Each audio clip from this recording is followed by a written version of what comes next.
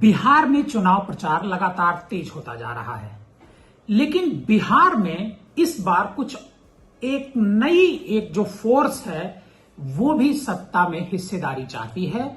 वो है अल्पसंख्यक वर्ग। अल्पसंख्यक वर्ग चाहता है कि इस बार जिस तरीके से मुकेश सहनी मल्लाह के बेटे को डिप्टी चीफ मिनिस्टर घोषित किया गया है, उसी तरीके से जो महागठबंधन है एक अल्पसंख्यक को भी डिप्टी सीएम बनाए। अभी तो घोषणा नहीं की गई है, लेकिन कांग्रेस की तरफ से जो प्रभारी हैं कृष्णा अल्लावरू, उन्होंने कहा कि कांग्रेस की तरफ से भी डिप्टी सीएम होगा और यह भी कहा कि अल्पसंख्यक वर्ग को भी मौका मिल सकता है, उसे भी डिप्टी सीएम बनाया जाएगा। यह संख्या डिप्टी सीएम की 2, 3, 4 तक हो सकती है।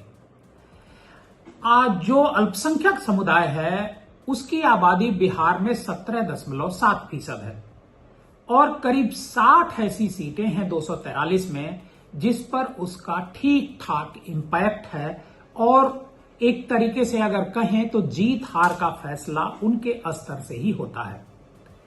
और ये जो सुगबुगाहट है कि अल्पसंख्यक समाज के एक व्यक्ति को डिप्टी सीएम बनाया जाए, ये मुकेश सहनी को डिप्टी सीएम घोषित किए जाने के बाद से ही चल रही है, लेकिन धीरे धीरे इसमें मुखरता आ रही है। आपको बताएं कि जो महागठबंधन के जो नेता हैं अशोक गहलोत, उन्होंने जब इसकी घोषणा की थी तो भी उन्होंने कहा था कि इसमें दलित और अल्पसंख्यक जो प्रत्याशी हैं वो भी आगे चल करके डिप्टी सीएम या और मंत्री हो सकते हैं। आपको बताएं कि इस चुनाव में महागठबंधन ने 31 मुस्लिम उम्मीदवारों को मैदान में उतारा है। इनमें से सर्वाधिक राष्ट्रीय जनता दल यानी आरजेडी के हैं, तेजस्वी की पार्टी के हैं, जबकि कांग्रेस ने 10, भाकपा माले ने 2 मुस्लिम उम्मीदवार उतारे हैं। उधर एनडीए ने कुल 5 उम्मीदवारों को उतारा है जो मुस्लिम समाज से आते हैं। इनमें 4 जनता दल यू से हैं और 1 लोक जनशक्ति पार्टी रामविलास की तरफ से हैं। बीजेपी, राष्ट्रीय लोक मोर्चा, हिंदुस्तानी अवाम मोर्चा और लोक, ये जो पार्टियां हैं, इन्होंने एक भी प्रत्याशी मुस्लिम नहीं उतारा है।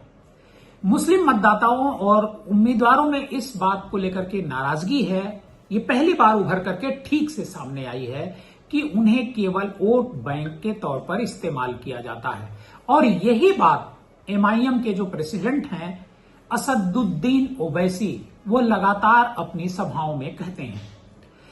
एएमआईएम के जो राष्ट्रीय प्रवक्ता हैं आदिल हुसैन, उनका एक बयान भी काफी वायरल हो रहा है जिसमें उन्होंने कहा है कि मुस्लिम समुदाय के लोगों को बराबर की हिस्सेदारी मिलनी चाहिए।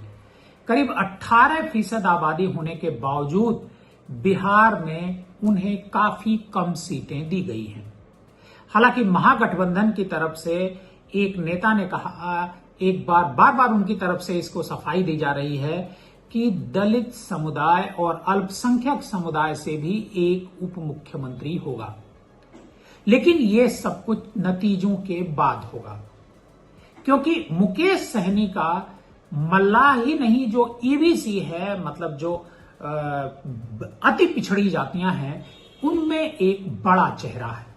इस वजह से जब तेजस्वी यादव के नाम की चीफ मिनिस्टर की घोषणा होती है, उस समय इनके नाम की भी घोषणा डिप्टी सीएम के तौर पर कर दी जाती है। लेकिन इतना बड़ा चेहरा दलित और अल्पसंख्यक समुदाय में महागठबंधन को अभी नजर नहीं आया, इस वजह से अभी इसकी घोषणा नहीं की गई है। लेकिन इस बार जो आरजेडी है उस पर दबाव है, कांग्रेस पर भी दबाव है कि अगर उनकी सरकार बनती है तो अल्पसंख्यक समुदाय के किसी एक व्यक्ति को और एक दलित समुदाय के एक व्यक्ति को उप मुख्यमंत्री जरूर बनाया जाए। चिराग पासवान, जिन्होंने सिर्फ एक उम्मीदवार दिया है, उन्होंने भी एक्स पर लिख करके सवाल उठाया। उन्होंने कहा कि मेरे नेता पिता ने, मतलब रामविलास पासवान जी के बारे में कह रहे हैं, वो मुस्लिम मुख्यमंत्री बनाने के लिए अपनी पार्टी तक कुर्बान कर दी थी। तब भी राजद ने उनका साथ नहीं दिया था। राजद 2005 में भी मुस्लिम मुख्यमंत्री के लिए तैयार नहीं था। 2025 में भी न मुस्लिम मुख्यमंत्री देने को तैयार है और न उप मुख्यमंत्री। मुस्लिम समुदाय से वो आग्रह करते हैं कि अगर आप बंधुआ वोट बैंक बनकर रहेंगे तो सम्मान और भागीदारी कैसे मिलेगी। हालांकि तेजस्वी ने इसका जवाब दिया। तेजस्वी यादव ने कहा कि इस भाजपा की इच्छा भी पूरी होगी। आपको बता दें कि 243 विधानसभा सीटें हैं बिहार में और सबसे बड़ी पार्टी 2020 में आरजेडी थी। दूसरे नंबर की पार्टी थी भारतीय जनता पार्टी। लोक जनशक्ति पार्टी अलग होकर के लड़ी थी, बीजेपी से भी और एनडीए से अलग होकर के लड़ी थी। 243 सीटों में 60 ऐसी सीटें हैं जहां के सियासी समीकरण मुस्लिम मतदाता तय करते हैं और यही वजह है कि इस बार ये दबाव बनाया जा रहा है कि उन्हें भी सरकार में हिस्सेदारी दी जाए। हालांकि जदयू जो है 2020 में 10 मुस्लिम प्रत्याशी उतारती है, इस बार 5 लोगों को उतारती है। पिछली बार जब 10 उतारे थे तब एक भी सीट नहीं जीत पाई और शायद इसी वजह से इस बार उनकी संख्या को आधा कर दिया गया है। आरजेडी ने 143 जो प्रत्याशी चुनाव मैदान में उतारे हैं उनमें से 18 मुस्लिम हैं और कमोबेश यही आंकड़ा 2020 में भी उनका था। कांग्रेस ने 60 में 10, भाकपा माले ने 2, वीआईपी ने भी 1 मुस्लिम उम्मीदवार को टिकट दिया है। आपको बताएं कि 2023 की जो जातिगत जनगणना हुई थी उसके मुताबिक अगर डेटा देखते हैं तो बिहार में मुसलमानों की संख्या 2.3 करोड़ यानी 17.7% है। यह समुदाय करीब 60 सीटों पर एक निर्णायक भूमिका निभाता है। इसके बावजूद 2020 की विधानसभा में मुस्लिम विधायकों की संख्या जो घटी 19 रही। इनमें आरजेडी के 8, एमआईएम के 5 और कांग्रेस के 4 और बसपा और भाकपा माले के 1-1 मुस्लिम प्रत्याशी जीत करके आए थे। इस बार क्या होगा ये तो 14 नवंबर को पता चलेगा, लेकिन मुस्लिम समुदाय के बारे में माना जा रहा है कि वो इकट्ठा होकर के आरजेडी, कांग्रेस और भाकपा माले और मुकेश सहनी की पार्टी को वोट देगा।